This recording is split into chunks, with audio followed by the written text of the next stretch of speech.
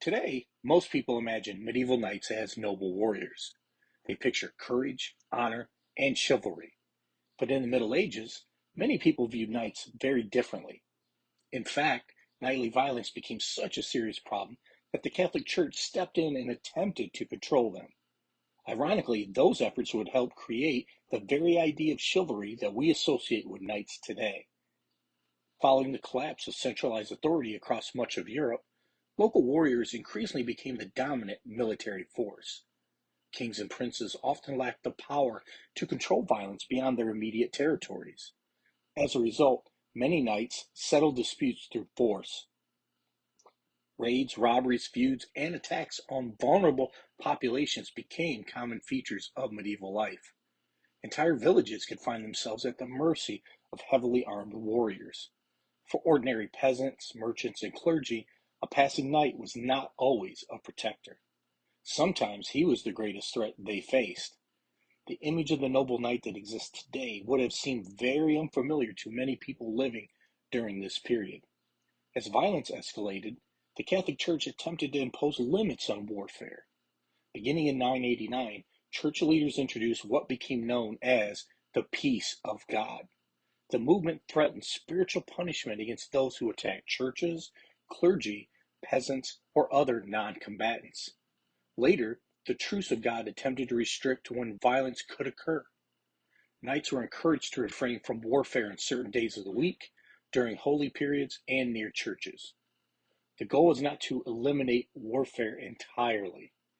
Instead, church leaders sought to channel violence and reduce its impact on innocent people. For one of the first times in medieval Europe, an organized effort was being made to regulate the conduct of warriors. Over time, these efforts helped transform the image of the knight. The ideal knight was no longer simply a skilled fighter. He was expected to defend the church, protect pilgrims, safeguard the weak, and act according to moral principles. Military orders and religious warriors further strengthened the connection between faith and warfare. Of course, many knights continue to behave badly and often fail to live up to these ideals. Yet, the expectations themselves had changed. The concept of chivalry gradually emerged as a model for how warriors should behave. The knight was no longer supposed to be merely a fighter. He was expected to become a guardian of society. History often remembers knights as symbols of honor and heroism. Yet that reputation did not emerge naturally. It was shaped by centuries of efforts to control violence and impose responsibility upon the warrior class. In many ways, chivalry was not created because knights were honorable.